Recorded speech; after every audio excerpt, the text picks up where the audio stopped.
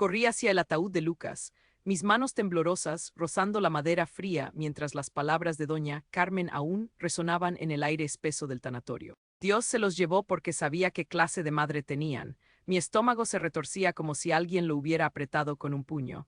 ¿Cómo podía decir eso delante de todos? Las miradas de los familiares quemaban mi piel, algunos asintiendo, otros susurrando. Alberto, mi esposo, estaba allí, inmóvil, con los ojos clavados en el suelo como si las baldosas tuvieran las respuestas que él no quería dar. Marina, mi pequeña de 7 años, tiró de mi falda con sus manitas sudorosas. Mamá, no llores, murmuró, pero su voz se quebró. La levanté en brazos, sintiendo cómo su cuerpo pequeño temblaba contra el mío. ¿Por qué nadie decía nada? ¿Por qué nadie me defendía? Doña Carmen, con su vestido negro impecable y su permanente de pelo rígido como alambre, me miró con esos ojos fríos que siempre me habían helado la sangre. Tú los descuidaste, Josefa, añadió como si necesitara rematarme. Siempre fuiste irresponsable. Un sollozo se me escapó, pero lo ahogué. No quería darle ese gusto. No aquí, no frente a mis hijos. Entonces, Marina se zafó de mis brazos y antes de que pudiera detenerla, subió al pequeño podio donde el sacerdote había estado hablando. El silencio se hizo más denso. Todos los ojos se posaron en ella, en su vestido rosa arrugado y sus zapatos de princesas que tanto le gustaban. Ella los mató, gritó Marina, señalando a doña Carmen con un dedo tembloroso. Yo la vi poner algo en sus biberones. El mundo se detuvo. Sentí que el suelo se movía bajo mis pies. ¿Qué estaba diciendo? Doña Carmen palideció, sus labios se apretaron en una línea delgada. ¿De qué estás hablando, niña? Escupió, pero su voz ya no sonaba tan segura.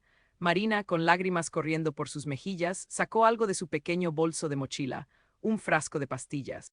Estas las sacó del consultorio del papá. El frasco cayó al suelo con un ruido seco, rodando hasta detenerse frente a los pies de Alberto. La gente comenzó a murmurar, algunos se levantaron de sus asientos. Alberto por fin alzó la vista y lo que vi en sus ojos me heló más que cualquier palabra de su madre. Miedo, culpa. Alberto, susurré, pero no me escuchó. Se acercó a Marina agarrándola del brazo con más fuerza de la necesaria. Cállate, Marina, le ordenó en voz baja, pero ella se soltó llorando. No. Ella los mató y tú lo sabías. Las sirenas de la policía sonaron a lo lejos, acercándose. Alguien debía haber llamado. Doña Carmen intentó huir, pero dos tíos la sujetaron por los brazos. Esto es un absurdo, gritó forcejeando, pero en sus ojos ya no había esa seguridad de antes. Había pánico. Me acerqué a Marina y la abracé fuerte, sintiendo su corazón latir contra el mío. ¿Por qué no me dijiste nada, mi vida? Le pregunté, pero ella solo lloró más fuerte. Tenía miedo, mamá, tenía miedo de que ella me hiciera daño a mí también. La policía entró en el tanatorio y todo se volvió caos. Gritos, preguntas, gente moviéndose en todas direcciones. Pero en medio de todo eso, solo podía pensar en una cosa. Mis bebés no habían muerto por descuido mío. Alguien les había arrebatado la vida. Y esa alguien estaba justo frente a mí, siendo esposada mientras maldecía y pataleaba. Alberto se acercó, pero retrocedí. Pepa, escucha, comenzó, pero no quería escuchar, no ahora. ¿Lo sabías? Le pregunté, sintiendo cómo las lágrimas quemaban mis ojos. Él bajó la cabeza y eso fue respuesta suficiente. Marina se aferró a mí mientras los policías se llevaban a doña Carmen. «Mamá, ¿vamos a estar bien?», preguntó, y por primera vez en días sentí una chispa de esperanza. «Sí, mi amor», le dije besando su cabello. «Vamos a estar bien». Pero mientras decía esas palabras, sabía que nada volvería a ser igual. La verdad había salido a la luz, pero el dolor, el trauma, la traición. Eso se quedaría conmigo para siempre. El frasco de pastillas rodó por el suelo del tanatorio como si el destino mismo lo hubiera empujado hacia mí. «Mamá, es verdad, yo la vi», gritó Marina, su voz quebrándose entre sollozos. Mi corazón latía tan fuerte que pensé que iba a reventar. Doña Carmen, con los ojos desorbitados, intentó zafarse de los brazos de mis cuñados, pero era demasiado tarde. La policía ya estaba aquí, abriéndose paso entre la multitud de familiares que hasta hace unos minutos me miraban con desdén. «Esto es una locura», chilló doña Carmen, su voz aguda cortando el aire como un cuchillo. «Esa niña está mintiendo». Pero en sus ojos vi algo que nunca antes había visto, miedo. Miedo real, el tipo de miedo que solo siente alguien que ha sido descubierto. Alberto, mi esposo, se acercó a mí con las manos extendidas, como si pudiera arreglar esto con un abrazo. «Pepa, por favor, calma a Marina». «Esto es un malentendido», dijo, pero su voz temblaba. «¿Malentendido? ¿En serio? Mis hijos estaban muertos y él quería que creyera que era un malentendido». «¿Un malentendido?», repetí sintiendo cómo la rabia me quemaba por dentro. Alberto, tu madre acaba de ser acusada de envenenar a nuestros hijos, nuestros hijos. Él bajó la cabeza y en ese gesto vi todo lo que necesitaba saber. Lo sabía y no hizo nada. Dime la verdad, le exigí, agarrándolo del brazo con tanta fuerza que mis uñas se clavaron en su piel. Sabías lo que estaba haciendo. Los policías ya rodeaban a doña Carmen, pero ella seguía forcejeando, gritando que era una conspiración. Josefa es una mala madre, todos lo saben, ella los descuidó. Las palabras me dolieron, pero ya no como antes. Ahora solo me hacían sentir náuseas. Marina se aferró a mi pierna, escondiendo su rostro en mi falda. Mamá, no quiero ver a la abuela más, murmuró, y sentí que el mundo se me venía encima. Uno de los policías, un hombre alto con bigote, se acercó a nosotros. Señora, necesitamos hablar con usted y con su hija, dijo, su voz calmada pero firme. Asentí, pero antes de seguirlo, miré a Alberto una última vez. Si supiste algo, si ayudaste en esto de alguna manera. No pude terminar la frase, no quería ni imaginarlo. En la comisaría, Marina y yo nos sentamos en una pequeña sala con paredes grises. Un detective, la señora López, nos ofreció agua, pero ninguna de las dos pudo beber.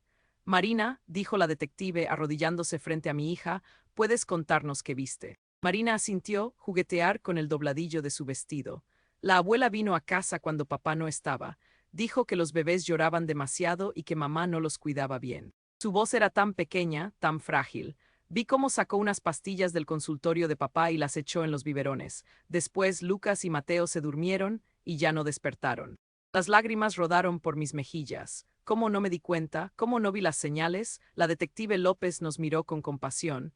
Tenemos suficiente para detener a doña Carmen, dijo. Y necesitaremos hablar con su esposo también, Alberto. Solo de pensar en él me dolía el pecho.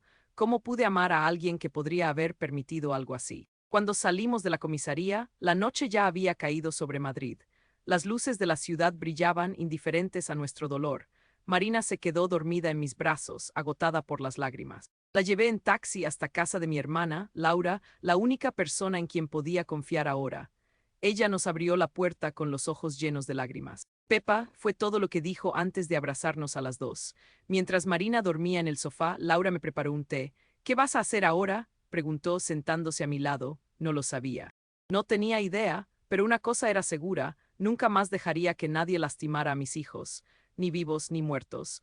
Voy a asegurarme de que doña Carmen pague por lo que hizo, dije, sintiendo cómo la determinación me llenaba. Y voy a descubrir hasta dónde llegó la complicidad de Alberto. Esa noche, mientras Marina dormía profundamente, me quedé despierta, mirando por la ventana. La ciudad seguía viva, ajena a nuestro dolor. Pero en mi interior algo había cambiado. Ya no era la misma Pepa que lloraba en el tanatorio, humillada y rota. Ahora era una madre que lucharía por la justicia de sus hijos, sin importar el costo. El juez golpeó el martillo contra la mesa y el sonido resonó en mis oídos como un disparo. Doña Carmen Rodríguez queda condenada a cadena perpetua por el asesinato de Lucas y Mateo Martínez, declaró con voz firme. Mi respiración se detuvo. Por fin alguien decía en voz alta lo que yo sabía desde aquel día en el tanatorio: mi suegra había matado a mis hijos. Pero la victoria se sentía amarga, como ceniza en la boca. Marina, sentada a mi lado en la sala del tribunal, apretó mi mano con sus deditos fríos.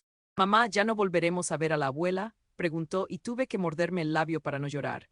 «No, mi vida», le susurré acariciando su cabello, «nunca más». La miré y vi en sus ojos ese brillo de alivio mezclado con algo más, algo que ninguna niña de 7 años debería llevar dentro. El peso de haber testificado contra su propia abuela. Alberto estaba allí también, al otro lado de la sala, rodeado de sus abogados. No me atreví a mirarlo directamente. Desde que confesó que le había dado a su madre acceso a las llaves de casa y a sus medicamentos, no había podido soportar ver su rostro. «Fue un error, Pepa», me había dicho la última vez que hablamos, como si un error pudiera justificar la muerte de nuestros hijos.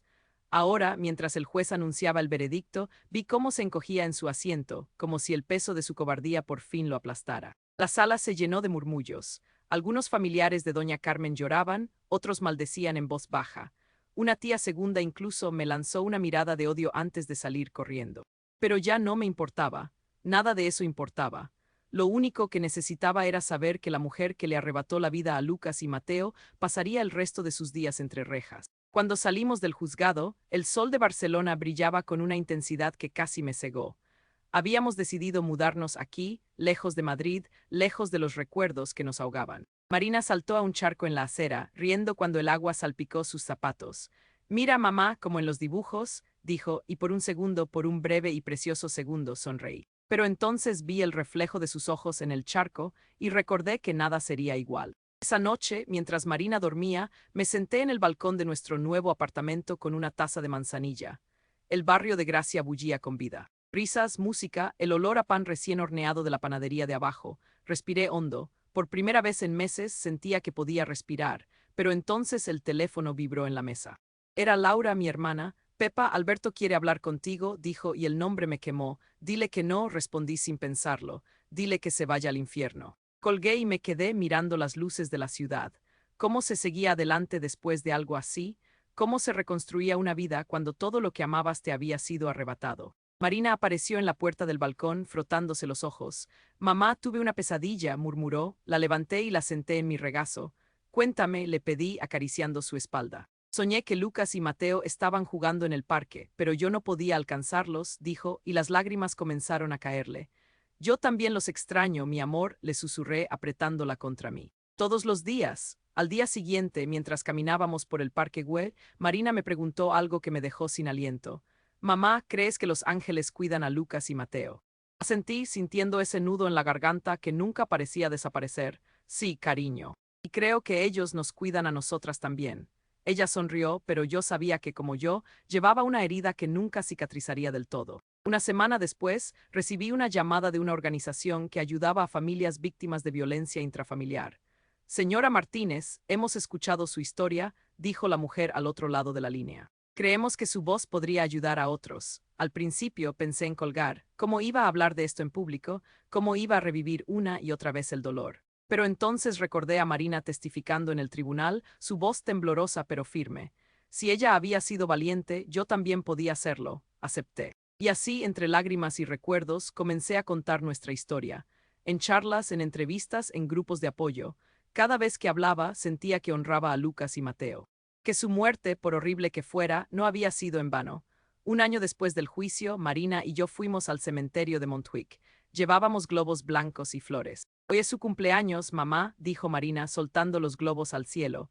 Feliz cumpleaños, mis tesoros, susurré, sintiendo cómo el viento me acariciaba el rostro. No era justicia. Nada podría traerlos de vuelta, pero era paz, o al menos el comienzo de ella. Mientras caminábamos de regreso, Marina me tomó de la mano. Mamá, ¿crees que algún día dejaremos de extrañarlos? Preguntó. Le apreté la mano, sintiendo ese amor feroz que solo una madre puede sentir. No, mi vida, le dije. Pero aprenderemos a vivir con ese extraño en el corazón. Y mientras el sol se ponía sobre Barcelona, supe que aunque el dolor nunca se iría, nosotros sí seguiríamos adelante, juntas.